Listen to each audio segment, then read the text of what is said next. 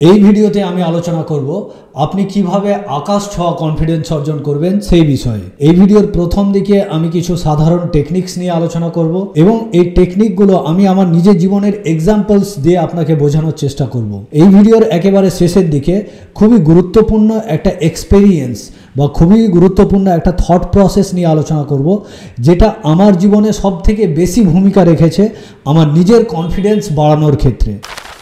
তাহলে আর কথা না বাড়িয়ে চলুন শুরু করা যাক আমাদের মেন আলোচনা। কনফিডেন্স অর্জন করার জন্য প্রথম যে ল সেটি হলো সেট স্মল অ্যাচিভেবল গোলস, অর্থাৎ পূরণযোগ্য ছোট লক্ষ্য স্থির করুন।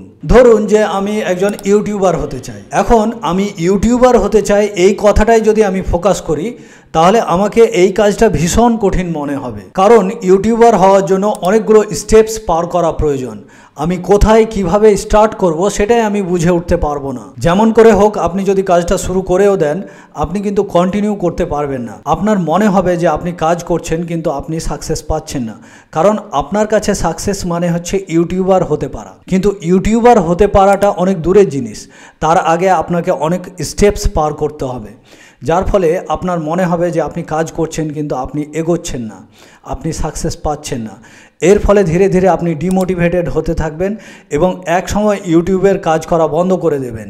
এর ফলে আপনার কনফিডেন্স লেভেল আরও ডাউন হয়ে যাবে, কারণ আপনার মনে হবে যে আপনি সাকসেস পাচ্ছেন না। কিন্তু আপনি যদি ইউটিউবার হওয়ার গোলটাকে ছোট ছোট স্টেপে ভেঙে নেন, দিয়ে কাজ করতে থাকেন, তাহলে আপনি দীর্ঘদিন ধরে কাজটা চালিয়ে যেতে পারবেন এবং আপনার মোটিভেশন বজায় থাকবে। ইউটিউবার হওয়ার এই গোলটাকে আপনি এইভাবে ছোট ছোট স্টেপে ভেঙে নিতে পারেন। প্রথম স্টেপ হলো ইউটিউবে একটা চ্যানেল বানানো। এই পর্যায়ে আপনি অন্যান্য জিনিস নিয়ে বেশি ভাবতে যাবেন না, আপনাকে ইউটিউবে চ্যানেল বানাতে হবে, এখানে আপনার ফোকাস রাখতে হবে। এরপরে আপনি হয়তো ইউটিউবেই সার্চ করলেন যে কিভাবে ইউটিউবে চ্যানেল বানাতে হয়। এই ভিডিওটা দেখে দেখে আপনি একটা ইউটিউবে চ্যানেল বানিয়ে ফেললেন। Step 1 successfully completed. স্টেপ 1-এ সাকসেসফুল হওয়ার পরে আপনি নিজেকে ধন্যবাদ জানান, আপনি কৃতজ্ঞতা অনুভব করুন। আপনি নিজেকে বলুন যে অ্যাটলিস্ট আমি স্টেপ 1-এ তো সাকসেসফুল হয়ে গেছি, এবার আমি ফোকাস করব স্টেপ 2-এ। স্টেপ 2 হচ্ছে যে একটা ভিডিও রেকর্ড করা। ভিডিওর কোয়ালিটি যাই হোক, মোবাইল দিয়ে হোক বা ক্যামেরা দিয়ে হোক, আমার টার্গেট হচ্ছে একটা ভিডিও রেকর্ড করা। যেমন করেই হোক আপনি একটা ভিডিও রেকর্ড করেছেন, ভিডিওর কোয়ালিটি যাই হোক, আপনি যেভাবে প্ল্যান করেছিলেন সেভাবে একটা ভিডিও রেকর্ড করেছেন। Step 2 successfully completed. এর জন্য নিজেকে ধন্যবাদ জানান, এর জন্য কৃতজ্ঞতা অনুভব করুন। এরপর আমি ফোকাস করব 3 নম্বর স্টেপে। 3 নম্বর স্টেপ হলো এই ভিডিওটাকে ইউটিউবে আপলোড করা।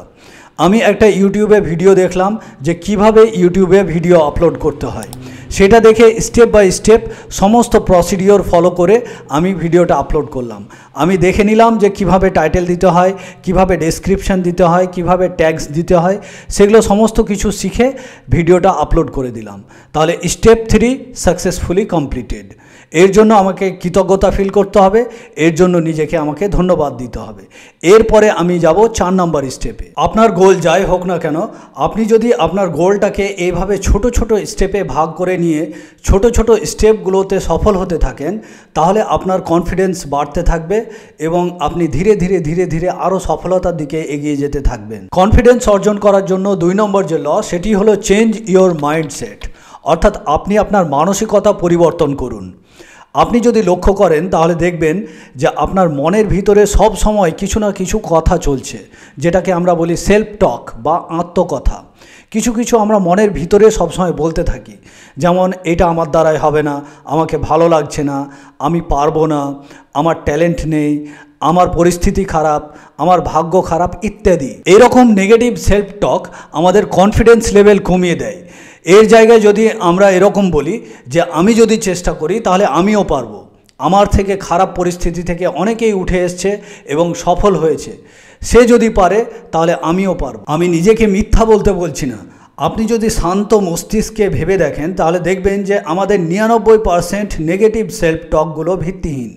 অ্যাকচুয়ালি এটাই ফ্যাক্ট যে আমরা যদি নিজেদের মনকে ছোট না করি তাহলে সম্ভাবনা আছে যে আমরা অনেক বড় জায়গায় যেতে পারবো এবং আমরা সফল হতে পারবো। এটা ফ্যাক্ট, এটা 99% ক্ষেত্রে ফ্যাক্ট। আমরা অ্যাকচুয়ালি আমাদের মনকে ছোট করে দিই বলেই আমরা ছোট থেকে যাই, আমাদের সম্ভাবনাগুলো হারিয়ে যায়। আর জীবনে ফালতু বেশি অভিযোগ করবেন না, নিজের মনের ভিতরে ঘ্যান ঘ্যান করবেন না। আপনি দেখবেন যে আপনার জীবনে কিন্তু অনেক জিনিস আছে যার জন্য আপনি কৃতজ্ঞ হতে পারেন। আপনার একটা সুস্থ শরীর আছে, আপনি চোখে দেখতে পাচ্ছেন, কানে শুনতে পাচ্ছেন, এই যে ইউটিউবে ভিডিও দেখতে পাচ্ছেন, খেতে পাচ্ছেন, পড়তে পাচ্ছেন, এ সমস্ত কিছুর জন্য আপনি কৃতজ্ঞ হতে পারেন। আপনি যত বেশি কৃতজ্ঞ হবেন তত আপনার কনফিডেন্স লেভেল বাড়তে থাকবে। আমরা সকলে মানুষ, তাই আমাদের প্রত্যেকের মিস্টেক হবে। আর আপনি যদি বেশি কাজ করতে যান তাহলে আপনার বেশি মিস্টেক হবে।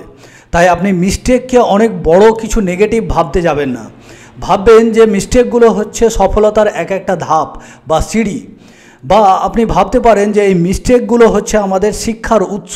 তাহলে আপনি যদি মানসিকতাকে এইভাবে চেঞ্জ করে দেন যে আপনি নেগেটিভ সেলফ টক বন্ধ করে দিয়ে পজিটিভ সেলফ টক চালু করে দেন এবং আপনি আরও বেশি কৃতজ্ঞ হন এবং আপনি মিস্টেকগুলোকে সফলতার সিঁড়ি হিসাবে কল্পনা করেন, তাহলে আপনার কনফিডেন্স লেভেল অটোমেটিক বাড়তে থাকবে। কনফিডেন্স অর্জন করার জন্য 3 নম্বর যে ল, সেটি হলো টেক কেয়ার অফ ইয়োরসেলফ, অর্থাৎ আপনি নিজের কেয়ার করুন। আপনি যদি স্বাস্থ্যকর খাবার খান তাহলে আপনার শরীরে এনার্জি থাকবে এবং আপনার কাজে ফোকাস থাকবে। আপনি একটু এক্সারসাইজ করুন, যেমন আমি প্রত্যেক দিন অন্তত 15 মিনিট এক্সারসাইজ করি। এক্সারসাইজ করলে আমাদের বডিতে একটা হরমোন ক্ষরণ হয় যেটার নাম হচ্ছে এন্ডরফিন। এন্ডরফিনের আরেকটা নাম হচ্ছে ফিল গুড হরমোন। অর্থাৎ এই হরমোনটা আমাদের শরীরে ক্ষরণ হলে আমাদের ভালো অনুভূতি হয়, মুড ইমপ্রুভ হয়। এবার যদি আমাদের মুড ইমপ্রুভ হয় তাহলে আমাদের কাজের প্রতি এনার্জিও বেশি থাকে এবং ফোকাসও বেশি থাকে। পোশাক পরিচ্ছদ একটু পরিষ্কার পরিচ্ছন্ন পড়ুন, আপনার যেটা মনে হচ্ছে মানানসই সেই ধরনের পোশাক পরুন এবং আপনি একটু চুল দাড়ির শরীরের একটু যত্ন নিন। এতে আপনার নিজের প্রতি একটা ভালো অনুভূতি তৈরি হবে। আপনার মনে হবে যে অন্যদের আপনাকে দেখে ভালো লাগছে এবং অন্যদের আপনার প্রতি ভালো ধারণা হচ্ছে। এর ফলে আপনার কনফিডেন্স লেভেলও ইমপ্রুভ করবে। তাহলে আপনাকে কনফিডেন্স বাড়ানোর জন্য নিজের কেয়ার করতে হবে, অর্থাৎ আপনাকে ভালো খাবার খেতে হবে, এক্সারসাইজ করতে হবে, নিজের শরীরের যত্ন নিতে হবে, পোশাক পরিচ্ছদ ভালোভাবে পরতে হবে। কনফিডেন্স বাড়ানোর জন্য 4 নম্বর যে ল, সেটি হলো বিল্ড কম্পিটেন্স, অর্থাৎ আপনি আপনার দক্ষতা তৈরি করুন। আপনি যে সমস্ত স্কিলগুলো বা দক্ষতাগুলো আপনার অর্জন করা উচিত বলে আপনার মনে হয় সেগুলো আপনাকে সময় দিয়ে, এনার্জি দিয়ে, টাকা দিয়ে আপনাকে শিখতে হবে। কারণ অনেক কাজের ক্ষেত্রেই আমাদের কনফিডেন্স আসে দক্ষতা থেকে। তাই আপনাকে কিন্তু পুরোপুরি দিয়ে আপনার যা কিছু সম্ভব সমস্ত কিছু দিয়ে আপনার জন্য যেগুলো ইম্পর্টেন্ট সেই স্কিলগুলো আপনাকে ইমপ্রুভ করতে হবে।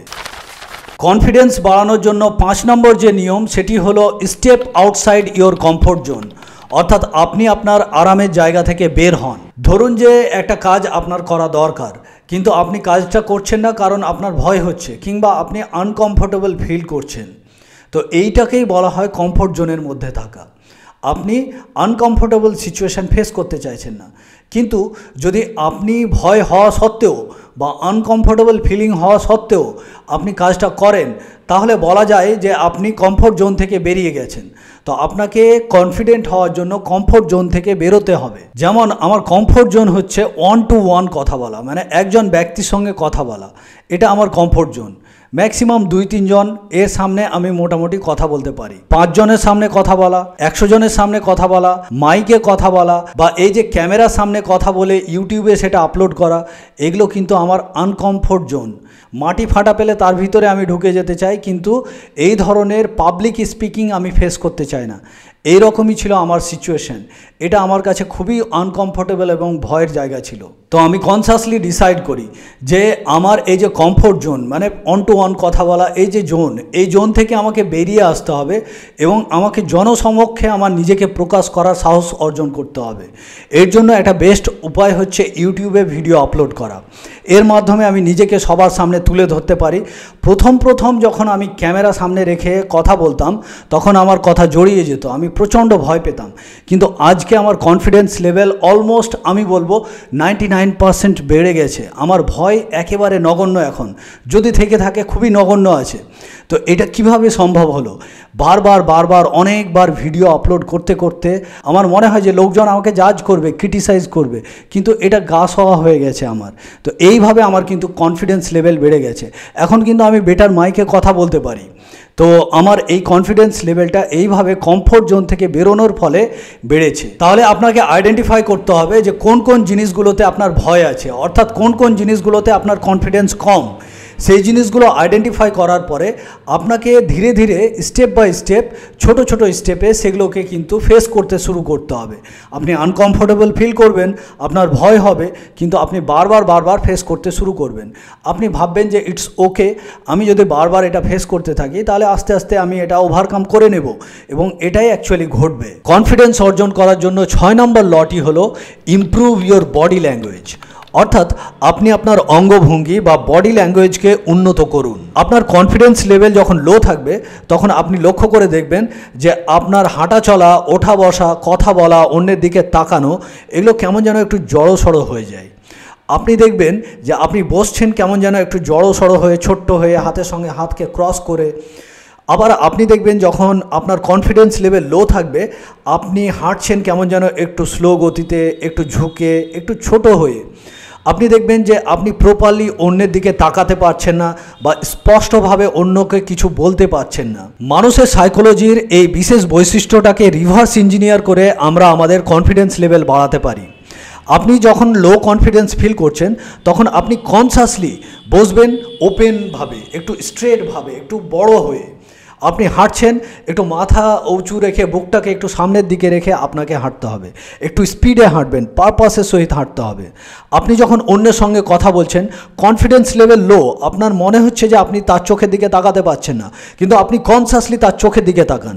70 থেকে 80% টাইম আপনি তার চোখের দিকে তাকাবেন। এর থেকে আবার বেশি তাকাতে যাবেন না, তখন আবার কিন্তু অন্য মানুষের আনকমফোর্টেবল ফিল হয়, মনে হয় যে আমার দিকে একদম চোখ ঘুরে ঘুরে তাকাচ্ছে। তো আপনাকে তাকাতে হবে 70 থেকে 80%। এর থেকে বেশি হলে একটু প্রবলেম হয় আপনি যার দিকে তাকাচ্ছেন তার। আর যদি এর থেকে কম আপনি তাকান তাহলে আপনার নিজের লো কনফিডেন্স ফিল হবে এবং অন্যেরও মনে হবে যে আপনার কনফিডেন্স লেভেল লো। এবং আপনার যখন কনফিডেন্স লেভেল লো থাকবে, যখন আপনি স্পষ্টভাবে কথা বলতে পারছেন না, তখন আপনি চেষ্টা করুন স্পষ্টভাবে কথা বলার, আপনি কনসাসলি সেটা করুন। আপনি যদি এইভাবে বডি ল্যাঙ্গুয়েজ চেঞ্জ করে দেন তাহলে কিন্তু আপনি কনফিডেন্স ফিল করবেন।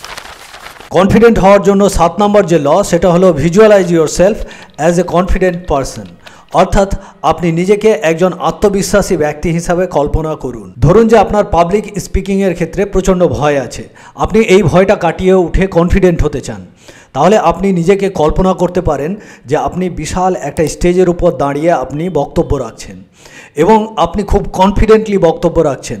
আপনি অনেক এক্সাইটেড এবং আপনি হ্যাপি ফিল করছেন। জনগণ আপনাকে অ্যাপ্রিসিয়েট করছে, তারা হাততালি দিচ্ছে। এরকমভাবে যদি আপনি দীর্ঘদিন ধরে কল্পনা করতে থাকেন তাহলে ধীরে ধীরে আপনার এই পাবলিক স্পিকিংয়ের যে ভয়টা সেটা কেটে যাবে। সত্যি কথা বলতে গেলে এই 7খানা ল আমি আমার নিজের জীবনে ব্যবহার করে প্রচুর উপকৃত হয়েছি, কিন্তু এই 7খানা ল আমাকে দীর্ঘদিন ধরে ব্যবহার করতে হয়েছে। আমি কিন্তু রাতারাতি ফল পাইনি, কারণ অনেক সময় কনসিস্টেন্সি থাকে না, যার ফলে আমার ফল পেতে অনেক সময় লেগেছে, কিন্তু আমি ফল পেয়েছি এবং আমার জীবনে অনেক পরিবর্তন হয়েছে। কিন্তু যে থট প্রসেসটা আমার জীবনে সব থেকে বেশি পরিবর্তন নিয়ে এসছে, সব থেকে বেশি ভূমিকা রেখেছে কনফিডেন্স অর্জনের ক্ষেত্রে, সেইটা এবার আমি আলোচনা করব। আমি এক সময় খুব বাজে সিচুয়েশনের ভিতর দিয়ে যাচ্ছিলাম, আমার কনফিডেন্স লেভেল একেবারে ধুলোয় মিশে গেছিল।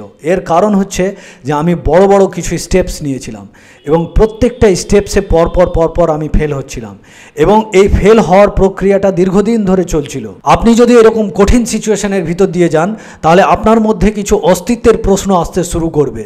আমার ভিতরেও একটা ইম্পর্টেন্ট কোশ্চেন আসতে শুরু করেছিল। কোশ্চেনটা হচ্ছে যে আমার জীবনের অর্থ কী? এই যে এত কষ্ট, সংগ্রাম, এত অপমান, এর কি আদৌ কোনো অর্থ আছে? আমি এইভাবে যখন আমার জীবনের অর্থ নিয়ে চিন্তা ভাবনা শুরু করি তখন আমি রিয়ালাইজ করতে পারি যে আমার জীবনের অর্থ তবে থাকা সম্ভব যদি আমার মৃত্যুর কোনো অর্থ থেকে থাকে। আমি চিন্তা ভাবনা করতে শুরু করি যে কোন মৃত্যুটা মিনিংফুল মৃত্যু, কোন মৃত্যুটা আমার কাছে অ্যাকসেপ্টেবল বলে মনে হবে।